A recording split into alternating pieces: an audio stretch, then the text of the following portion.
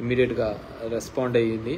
ఇంకా జగన్మోహన్ రెడ్డి గారు కూడా రెస్పాండ్ అవుతారు అనుకుంటున్నాను. ఆయన ఏమైనా రెస్పాండ్ అయితే నేనైతే ఏం అడ్వైజ్ ఇస్తానంటే, తిరుమలకు సీఎం గారు వెళ్ళి జగన్మోహన్ రెడ్డి గారు మా లీడర్ వెళ్ళి అక్కడే వెంకటేశ్వర స్వామిది దర్శనం చేసుకొని వచ్చి బయటకు వచ్చి కిందికి వచ్చి ఛాలెంజ్ చేస్తే అప్పుడు చంద్రబాబు నాయుడుకి అసలు విషయం తెలుస్తుంది. సో ఆ విధంగా చేస్తేనే కానీ బాగుంటుందని చెప్పేసి నేను అనుకుంటున్నాను. And coming to the Vijayawada flood situation అందరికీ తెలిసినదే. సో వర్స్ ఇది అని కానీ నిన్న ఎక్కడో స్పీచ్లో చూస్తూ పవన్ కళ్యాణ్ గారు జగన్మోహన్ రెడ్డి ₹1 ఎక్కడా అని చెప్పేసి అనడం జరిగింది. జగన్మోహన్ రెడ్డి గారు ₹1 పార్టీ తరఫున సాయానికి అందిస్తాము అన్నారు. సరే, ఆయన ఏం సాయం చేస్తున్నాడు, ఏం చేస్తున్నాడు అనేది, విజయవాడలో ఏ విధంగా అందించింది వైఎస్ఆర్ పార్టీ అనేది దాంట్లో లెక్కాసారా? అసలు ఇన్ని కోట్ల రూపాయలు వచ్చిన సాయానికి లెక్కాసారాలు అడగండి. గవర్నమెంట్ హ్యాస్ టు సేదే కదా. ఇప్పుడు డొనేషన్స్లో వచ్చి జగన్మోహన్ రెడ్డి ఇచ్చే ₹1 గురించి అడుగుతున్నారు కాబట్టి ఇప్పటికి వందల కోట్ల రూపాయలు ఇప్పటికే వసూళ్ల రూపంలో, డొనేషన్స్ రూపంలో మనకు వచ్చినాయి. డొనేషన్స్ రూపంలో వచ్చినప్పుడు కేవలం జగన్మోహన్ రెడ్డి ఏం ఖర్చు పెట్టినాడు అనేది ఆయన చెప్తాడు. ఎక్కడ పెట్టినాడు, ఏంది పెట్టినారు, పార్టీ ఏం చేసింది అనేది అందరికీ తెలిసినది. సో ఇప్పుడు చెప్పాల్సింది ఏంటంటే, ఇన్ని కోట్ల రూపాయలు పబ్లిక్ డొనేషన్స్ తీసుకునేది మనం ఏ విధంగా ఆడిటింగ్ చేయాలా? So we are custodian to the government. So గవర్నమెంట్కి వచ్చే ప్రతి రూపాయి కూడా ఏ విధంగా ఖర్చు పెడుతున్నాం చెప్పాల్సిన బాధ్యత ప్రభుత్వం అంది. సో కాబట్టి పవన్ కళ్యాణ్ గారు చంద్రబాబుని ఆ క్వశ్చన్ అడిగితే బాగుంటుందనేది నా ఫీలింగ్.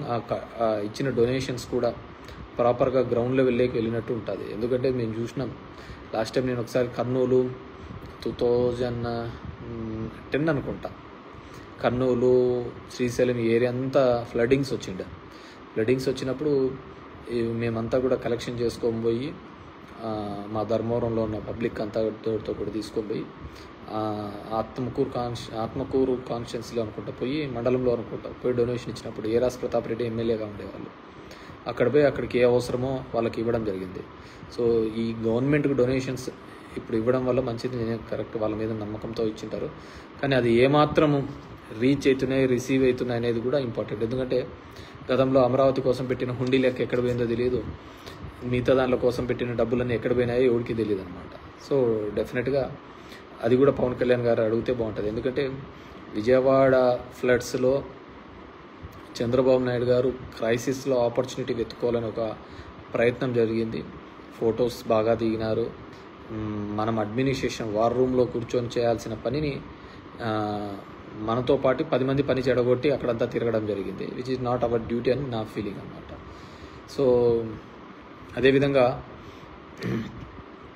ఈ మధ్యకాలంలో చూస్తున్నాను ఆఫీసర్స్, ఇంతకుముందు కూడా నేను చెప్పినాను, వైసీపీకి అంటగాని వాళ్ళని లేకుంటే ఆ గవర్నమెంట్లో పనిచేసినారు అనేది ఫస్ట్ టైం నాకు తెలిసి 3 IPSల మీద ఈ విధంగా కేసెస్ అనేది రిజిస్టర్ చేయడం అనేది. సో ఆ విధంగా గవర్నమెంట్ మీద 3 కేసులు 3 IPSల మీద రిజిస్టర్ చేసినారంటే ఒక కొత్త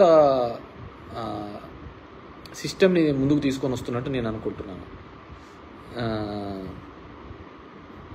కొత్త పద్ధతిని తీసుకొని వస్తున్నాడని నేను అనుకుంటున్నాను. ఎందుకంటే ఇది మంచి పద్ధతి కాదు. సో ఈరోజు రెడ్ బుక్ అని వాళ్ళు ఓపెన్ చేస్తారు, రేపు వైసీపీ అనేది బ్లూ బుక్ అని ఓపెన్ చేస్తారు. నలిగిపోయేది ఆఫీసర్లు, ఉద్యోగస్తులు. సో ఎక్కడైనా కానీ ప్రభుత్వం యొక్క ఆలోచన విధానాన్ని పెట్టి పనిచేస్తూ ఉండాలి. కానీ ఈ విధంగా రెడ్ బుక్, బ్లూ బుక్ అని డెమోక్రసీ అని చెప్పేసి పోతే డెఫినెట్గా బ్లూ బుక్ అనేది ఇప్పటికే తయారు చేస్తారు. ఆఫీసర్లలో ఒక వర్టికల్ డివిజన్ వస్తుంది. డివిజన్ వచ్చిన తర్వాత ఏమవుతుంది, డెఫినెట్గా ఇప్పుడు పనిచేయాలనుకున్న ఆఫీసర్లు కూడా ఏం కొద్దిగా ఎక్కువ చేసినా మళ్ళీ ఆ ప్రభుత్వం వస్తేనే మమ్మల్ని జైల్లో పెట్టడం, మమ్మల్ని మీద కేసులు పెట్టడం అనే ఒక భయం ఆఫీసర్స్లో కూడా వస్తుంది. అది అడ్మినిస్ట్రేషన్ కూడా మంచిది కాదు. సో ఆ విధంగా వెంజెన్స్ పాలిటిక్స్ లేకుంటే ఎక్కడో ఆమెకున్న హిస్టరీ చూస్తే అన్ని హనీ ట్యాప్ కేసులే ఉన్నాయి. సో వాట్ ఎవర్ మేబీ అలాంటి సంఘటనల్లో కూడా సో ఆఫీసర్లను ఒక పార్టీల తరపున ఒక డివిజన్ చేస్తారు. రోజు పేపర్లలో చూస్తూనే ఉంటాం. ఒక పార్టీల తరపున ఒక డివిజన్ చేయడం వల్ల ఏమవుతుందంటే డెఫినెట్గా ఇబ్బంది కలిగించే అంశంగానే తయారవుతుంది.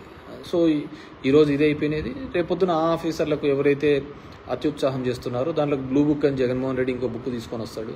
మన గుంటూరులో కూడా చెప్పినట్టున్నాడు ఆయన, మీరు ఈ విధంగానే చేసుకుంటూ పోతే గుంటూరులో మా ప్రభుత్వం వచ్చిన తర్వాత జైలు కూడా సరిపోవని చెప్పేసి. ఇది ఒక మంచి సాంప్రదాయం కాదు అనేది నా ఫీలింగ్. సరే, జరుగుతున్న దానిలో అన్నిటికీ కూడా ఒక లెక్కాపత్రం